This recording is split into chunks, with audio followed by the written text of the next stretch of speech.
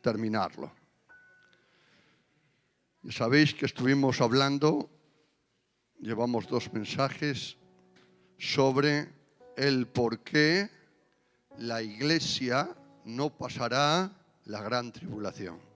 ¿De acuerdo? Estuvimos hablando de eso.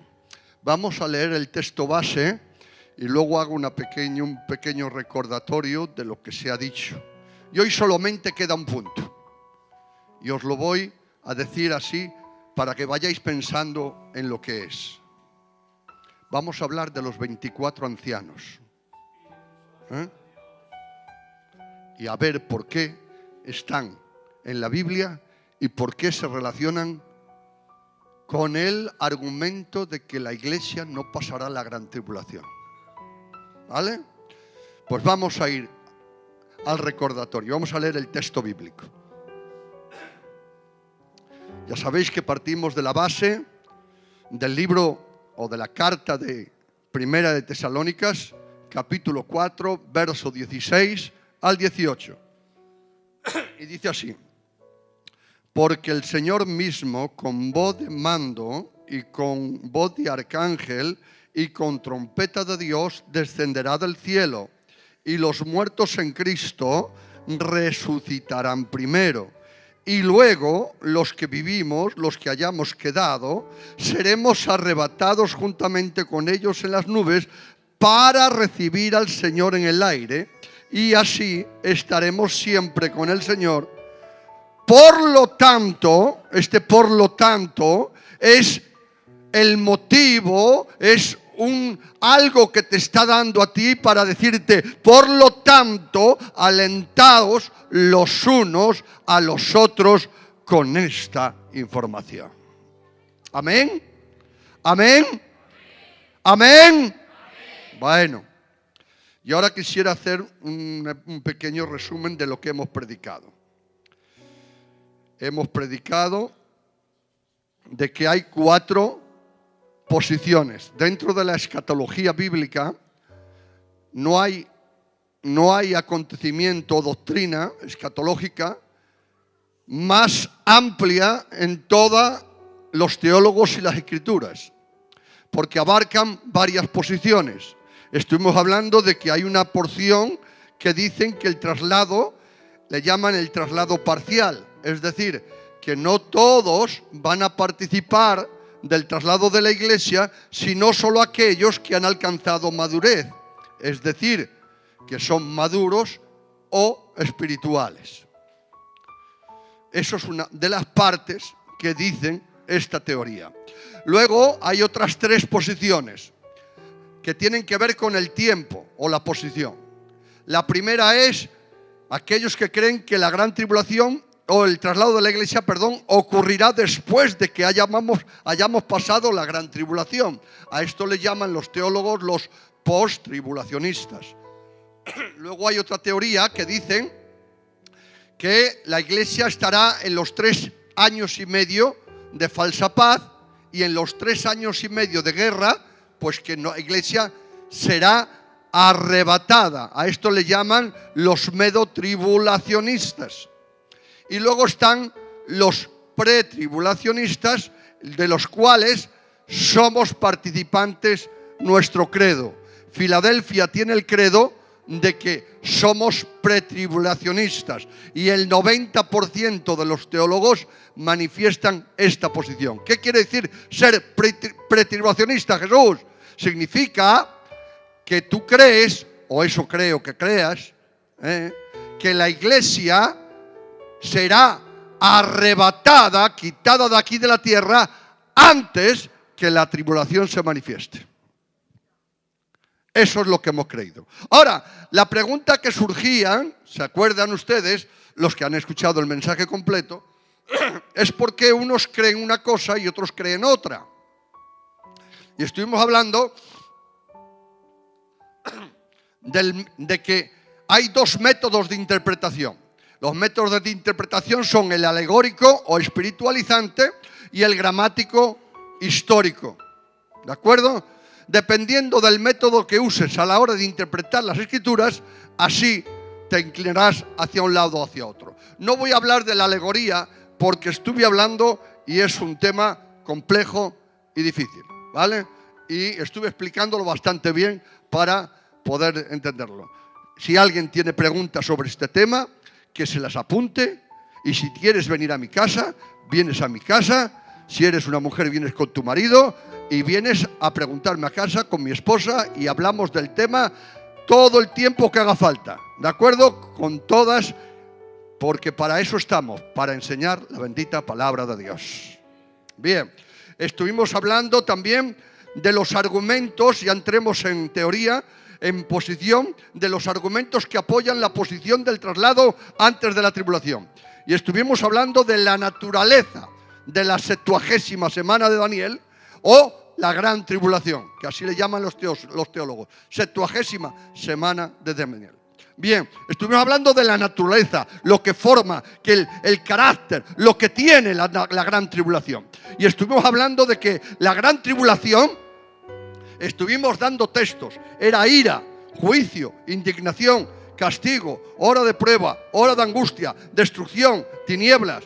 Y luego estuvimos hablando del propósito de la 70ª semana de Daniel. ¿Qué propósito tenía? Esto lo estuvimos predicando el jueves. ¿Qué propósito tiene la gran tribulación? Y estuvimos hablando de dos propósitos. Soraya, ¿te acuerdas de alguno? Así estamos. Estuvimos hablando de dos propósitos. Emilio, ¿te acuerdas de alguno? Pues estuvimos hablando de dos propósitos. El primer propósito es para Israel. Es un juicio contra Israel. Dice que el día de la gran tribulación será ese gran día que no ha habido otro ni habrá. Será un día terrible, el día de la gran tribulación. ¿Vale? Y el segundo propósito es para los habitantes que moran en la tierra. Y estuvimos hablando de la palabra moran, que vienen de dos palabras griegas, kakoiteo y otra palabra que no me acuerdo, pero es muy parecida. Y estuvimos hablando que una de ellas significa habitar de una forma extraña o extranjera, es decir, es cuando te vas a pastorear y te dejan en el piso, te pones en el piso, cuando acabas tu trabajo te vuelves a tu casa. Eso es. Pero la palabra moran, ahí en Apocalipsis, viene con otro término que significa hacer residencia permanente en la tierra. Para esos que han hecho residencia permanente en la tierra, para eso es la gran tribulación. Pero para la iglesia no, porque dice la Biblia que nuestra ciudadanía no está aquí en la tierra, que somos ciudadanos del reino de los cielos, que Él sea glorificado. Bien, estuvimos hablando de la naturaleza de la iglesia, estuvimos hablando de la naturaleza de la iglesia, que Cristo y la iglesia son una misma cosa. Cristo es la cabeza y la iglesia es el cuerpo. Cristo es la iglesia es la esposa, Cristo es el esposo. Estuvimos hablando de la unidad que existe tan perfecta entre Cristo y la iglesia, que si la iglesia pasara la gran tribulación, Cristo estaría sujeto también al poder de Satanás, y eso es imposible. Ya estuvo una vez sujeto, se humilló hasta lo sumo y Satanás lo tentó allá en el desierto durante 3 veces y no dejó durante mucho tiempo. Pero atención, en este tiempo cuando Cristo venga, viene a establecer juicio y Satanás será derrotado. Que el nombre de Dios sea glorificado. Bien, estuvimos hablando de que el traslado es para los regenerados. Y estuvimos hablando también que hay gente, Charo, que ha confundido lo que es la iglesia visible con la verdadera iglesia. Algunos creen que la verdadera iglesia es todos los que aquí estamos. En los locales, la iglesia visible, en todos los lugares de España y del mundo, hay locales donde se reúnen. Y allí hay mucha gente, hermano José, que están pasadas por las aguas, se sientan en el banco, algunos predican, otros cantan, otros tocan los pianos. Claro, no voy a meterme yo solo, hay que meternos vosotros también. Vienen a los cultos, ofrendan, pero atención a la palabra, no han nacido de nuevo. Claro, son miembros de la iglesia visible, pero no son miembros de la iglesia invisible. La iglesia invisible, hermana Chelo, es aquella que está compuesta por todos y cada uno de los hijos que han nacido de nuevo. Hijos naturales de Dios, no hijos de la denominación ni hijos de la iglesia. Aquí estamos hablando de personas que tienen una nueva naturaleza, que tienen la simiente de Dios, y de esos, no importa que seas niño, ni carnal, ni espiritual. Si tú tienes la nueva naturaleza, cuando Cristo suene la trompeta, todos nos levantaremos para el cielo. El nombre de Él sea glorificado. No voy a predicar otra vez eso, que lo estuvimos predicando el otro día. Y ahora vamos a hablar de los 24 ancianos. Permítanme que tengo que... porque se me ha quedado sin batería la tablet y estoy con el teléfono. Pero bueno, lo conseguiremos. Creí que la había apagado y no la apagué y se me ha quedado sin batería. Pero bueno, aquí también podemos predicarlo. Permítanme que lo encuentro y seguimos. Vamos a hablar hoy de los 24 ancianos. Dice el texto bíblico, a ver si lo encuentro. Apocalipsis 4:4. El que tenga Biblia que me acompañe. Dice así. Lo leo despacito, que es muy importante leer bien y escuchar bien lo que se lee. Dice así: y alrededor del trono, es decir, del trono de Dios, imaginaros que esto es el trono, y ahora alrededor del trono, dice que había 24 tronos. Es decir, está el trono y alrededor del trono dice que había 24 tronos. Apocalipsis 4. Y vi sentados en los tronos, Diadori, a 24 ancianos, vestidos de ropas blancas, con coronas de oro en sus cabezas. 24 ancianos entronizados, es decir, sentados en el trono, alrededor del gran trono. Juan ve una visión. Son 24 ancianos que están sentados sobre los tronos, vestidos de ropas blancas y ceñidos con coronas de oro en el cielo, en la presencia de Dios. Ahora, ¿quiénes son estos 24 ancianos? ¿Quiénes son? ¿Quiénes son, Charo? ¿Quiénes son? Daros cuenta cuando está viendo Juan la profecía, la visión. Le está mostrando el futuro. Le está mostrando los tiempos. Y ahora ve esta. ¿Quiénes son estos 24 ancianos? ¿Y por qué nos interesan a nosotros? ¿Por qué? Los 24 ancianos, atención, vamos a entrar en materia. Los 24 ancianos son una representación de la iglesia. ¿Y de dónde te sacas eso, Julio? De la Biblia. Vamos a ir a la Biblia, porque el Julio se equivoca, el Miguel se equivoca, el José se equivoca, pero la Biblia siempre tiene razón. No digáis amén. La Biblia siempre tiene razón. Vale. Dice así, Apocalipsis 5, 8 al 11, dice: y cuando hubo tomado el libro, los 4 seres vivientes, dice, los 4 seres vivientes, dice, y los 24 ancianos se postraron, dice así la Biblia, los 4 seres vivientes y los 24 ancianos se postraron delante del Cordero y todos tenían arpas, con las cuales y copas, tenían arpa y copas de oro llenas de incienso. Y dice que son las oraciones de los santos. Las oraciones de los santos. Ni una sola oración que tú hayas hecho, si eres hijo o hija de Dios, pasa desapercibida delante de los ojos de Dios.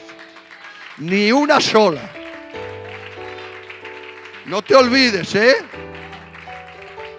que como a veces tú eres un número ahí en la iglesia y nadie te tiene en cuenta y parece ser como que dices, a mí nadie me...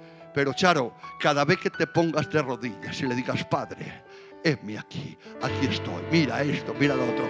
Todas estas oraciones, todas tus lágrimas, todos tus consuelos, todo está delante de la presencia de Dios, porque Él no ha perdido de vista a ninguno de sus hijos.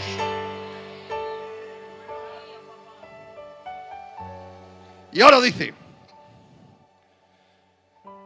las oraciones de los santos, dice, y cantaban un cántico con las arpas, José. Cantaban un cántico. Y mira lo que dice el cántico. Esto debíais cantarlo de vez en cuando. Dice, digno eres de tomar el libro y de abrir sus sellos, porque tú fuiste inmolado, es decir, muerto en la cruz del Calvario,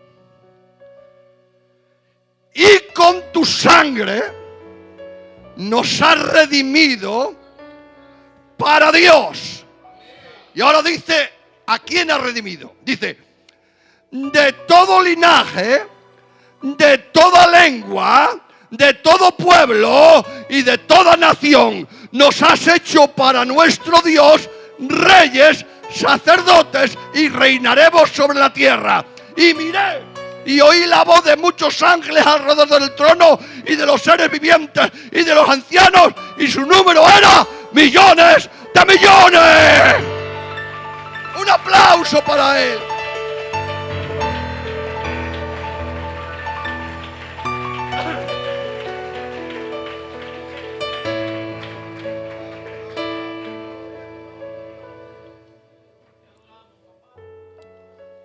Para demostrar que los 24 ancianos son una representación de la iglesia, vamos a utilizar, daremos unos detalles, unos argumentos. Porque no sepas, tú no puedes opinar lo que quieras, pero si no me lo demuestras con argumentos bíblicos, tu opinión para mí no vale. Aquí todos podemos opinar, pero cuando se trata de argumentar, hay que argumentar con la Biblia, no con la cultura. ¿Entendido?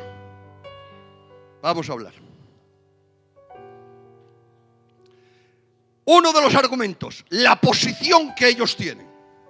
Es decir, son 24 y están alrededor del trono entronizados. Es decir, están sentados en el trono alrededor del gran trono. Esta posición, dice Apocalipsis 3:21, dice así. Os veo muy atentos y esto es muy hermoso. Ver a la iglesia con los ojos de par en par abiertos, escuchando, intentando entender la palabra. Si no la entendéis, por favor, el culpable soy yo. Yo intento ser lo más claro posible. Dice así. Ellos están entronizados, están alrededor del trono central. Apocalipsis 3:21. Y al que le venciere, le daré que se siente conmigo en mi trono, así como yo he vencido y me he sentado en el trono de mi Padre. Es decir, señores, solamente a los hijos de Dios, Emilio, se les ha dado una promesa. Esa promesa es que si tú vences, que si tú vences al mundo, a Satanás y a la carne, y si te vas al reino de los cielos, Dios ha prometido que vas a estar entronizado, estarás sentado en un trono alrededor de Él, que la gloria de Él sea para siempre. Gloria sean dadas a Él.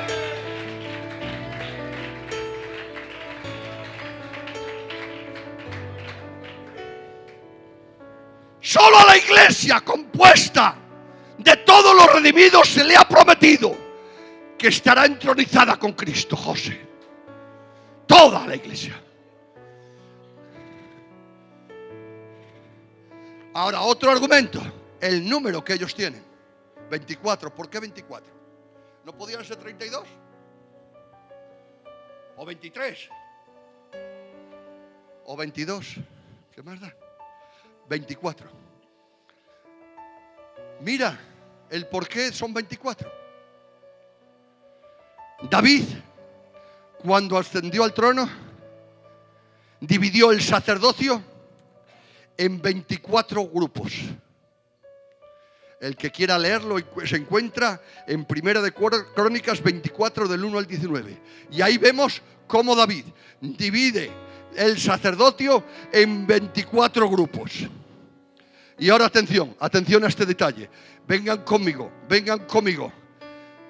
Primera de Pedro 2:5 dice: y vosotros también, como piedras vivas, sed edificado como casa espiritual, dice, y sacerdocio santo, para ofrecer sacrificios espirituales aceptables a Dios por medio de Jesucristo. Solo la iglesia tiene el sacerdocio. Solo la iglesia. Ahora mismo Israel no tiene sacerdocio. Los santos del Nuevo Testamento, cuando sean resucitados del Nuevo Testamento, tampoco podrán ejercerlo. Solo la iglesia puede ejercer el sacerdocio, y estaremos ejerciendo ese sacerdocio delante de la presencia de Dios. El número 24 ancianos estarán dando y rindiendo honor delante de aquel a quien sirve. El nombre de Dios sea glorificado.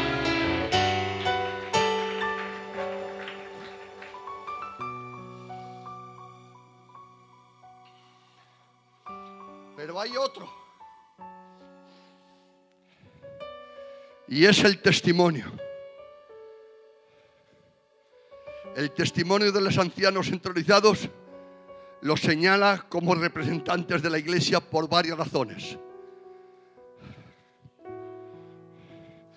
Número 1,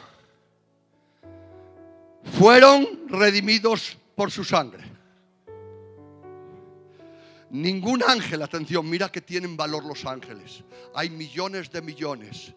Ángeles, arcángeles, querubines, serafines. Mira si hay millones de millones. Es terrible. Pero ninguno de ellos, Quique, ninguno de ellos han sido redimidos. De tal forma que todos los millones de ángeles que cayeron, millones, dice la Biblia que se llevó una tercera parte del cielo Satanás cuando cayó. Y no redimió a ni uno solo. Pero atención, cuando Adán cayó, la raza humana cayó, Cristo, la Trinidad, antes de que el mundo fuese, estableció los parámetros de la redención. Y atención, en este momento dice que lo redimió. ¿Saben ustedes que para redimir a alguien, la redención tiene que ver con la obra de Cristo en la cruz, en el aspecto de que Él ha pagado el precio del pecado del hombre? La redención, para que fuera redimida, ha tenido que pagar a alguien en tu lugar. Y la redención es la obra de Cristo en la cruz en el aspecto de que ha pagado el pecado del hombre. Es decir, la redención responde a la solución del problema del pecado.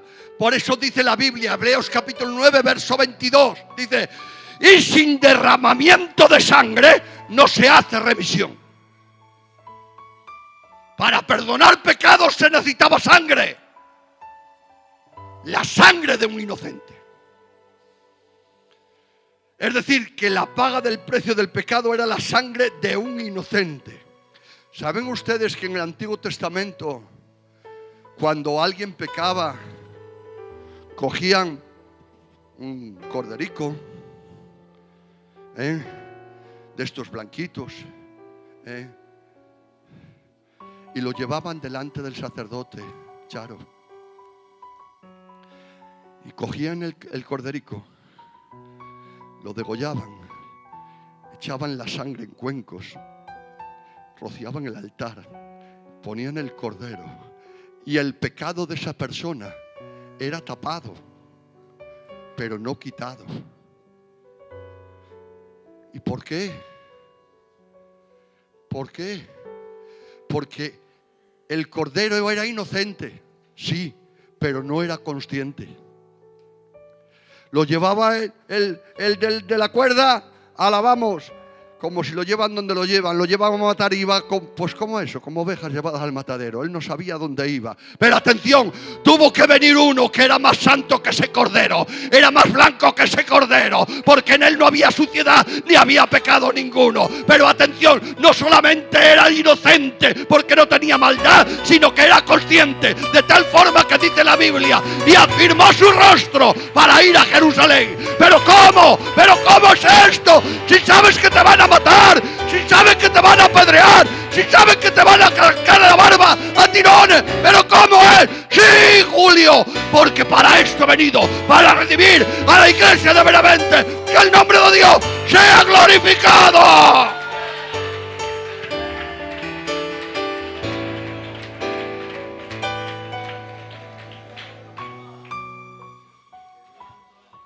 Su sangre era el precio y el Padre aceptó su sangre. Ningún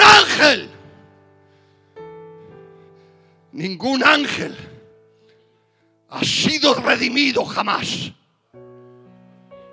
Pero usted y yo no sé si esto te llena a ti el corazón.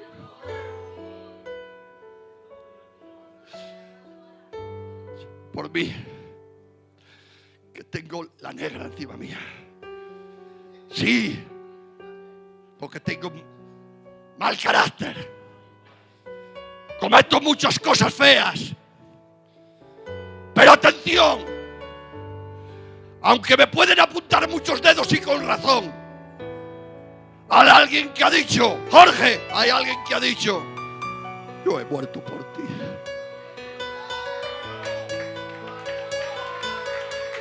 Yo he quitado todo el pecado de tu vida. Pero alguien de aquí se cree merecedor de ello. El mejor de aquí tenía que estar ahí fuera ya apedreado. El mejor. Y la mejor no sabemos dónde podría estar.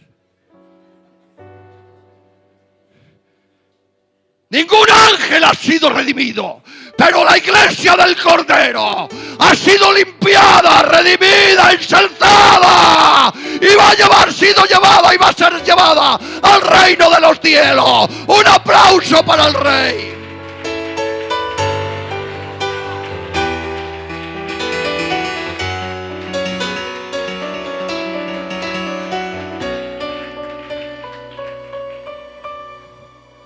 Ha redimido, solamente la iglesia ha sido redimida. Y ahora dice el otro texto, el texto también dice, de lengua, pueblo y nación. Número 2, el argumento es lengua, pueblo y nación. Ningún ángel pertenece a ninguna lengua, pueblo o nación. Esto solo puede ser aplicado a las personas. Estos pertenecen a la iglesia. Cuando dicen, porque tú nos has redimido con tu sangre de todo pueblo, de toda lengua y de toda nación. Eso solamente puede ser para personas que estamos habitando la tierra. Esto es el siguiente argumento que manifiesta que solamente es la iglesia la que ha sido redimida. Porque somos un pueblo, porque la iglesia no solamente gitana. Hay payos. Y más que gitanos, hay indios, hay chinos, Hay árabes,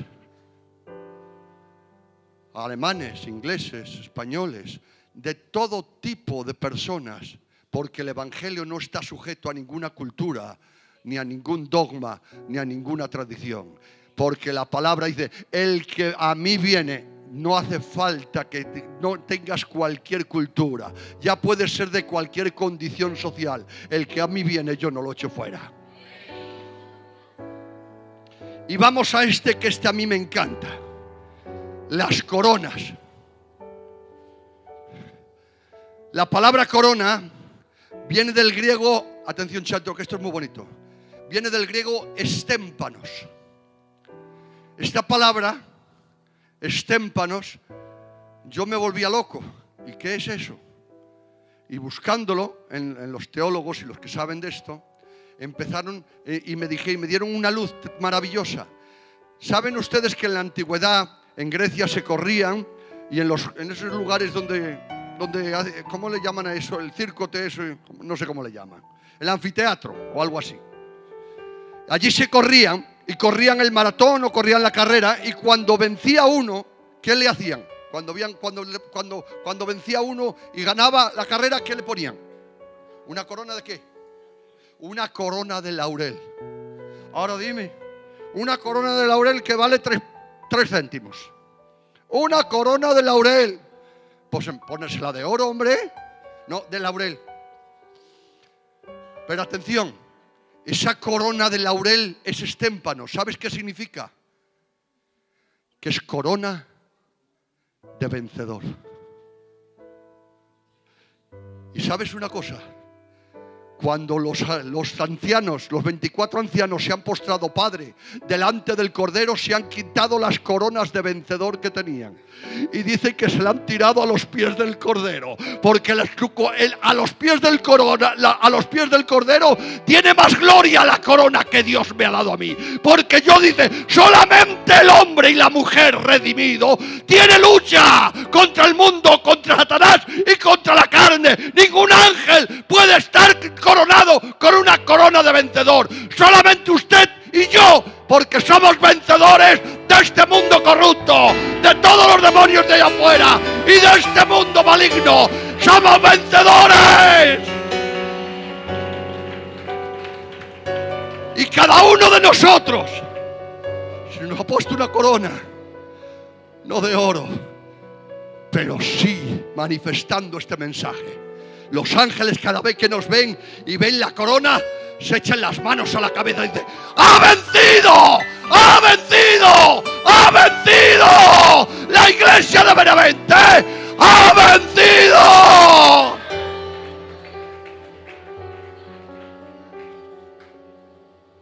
Bueno, concluimos. Vamos a atar el mensaje. Los ancianos son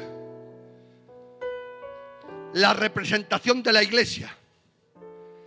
Y se les ve en el cielo, en el lugar que las escrituras asignan a la iglesia antes de que ni siquiera los sellos hayan sido abiertos.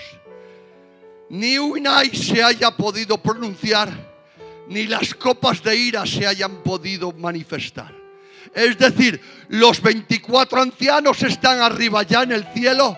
Escúchame bien, antes de que ningún juicio que se ponga en la gran tribulación se haya manifestado. Eso quiere decir que los 24 ancianos, que son representación de la iglesia, no pueden pasar la gran tribulación, porque estaremos en el cielo antes de que nada haya sucedido de los sellos, las copas y los ayes. Ahora bien, todos estos argumentos manifiestan que la iglesia no pasará la gran tribulación. Hay otros 28 o 29 argumentos más, pero con estos creo que llega. Hermanos, la iglesia no pasará la gran tribulación.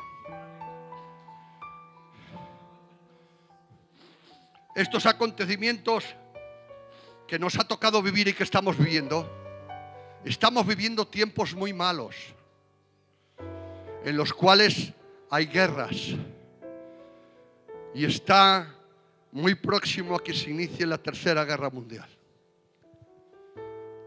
Pero estos acontecimientos son lo que nos toca vivir, como en la antigüedad les tocó vivir la peste negra, la peste bubónica. Eso no quería decir que Cristo viniera. Ahora sí te digo una cosa, yo creo que estamos en los últimos tiempos. Creo que Dios está muy cerca para que venga por su iglesia. Y quiero acabar leyendo los textos que hemos leído y acabar con la aplicación. Dice así: por lo cual os decimos esto en palabra del Señor, que nosotros que vivimos, que habremos quedado hasta la venida del Señor, no precederemos a los que durmieron, porque el Señor mismo, con voz de mando, con voz de arcángel y con trompeta de Dios, descenderá del cielo, y los muertos en Cristo resucitarán primero, y luego nosotros, los que vivimos, los que hayamos quedado, seremos arrebatados juntamente con ellos en las nubes para recibir al Señor en el aire, y así estaremos siempre con el Señor.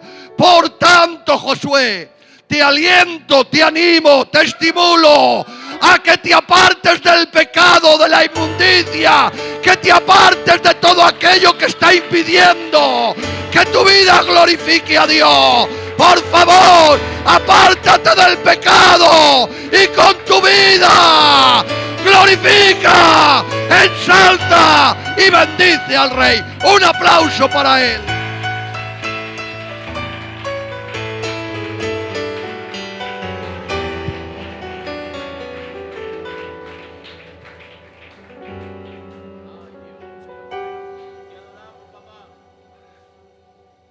Espero haberles bendecido. No había otra pretensión en mi corazón.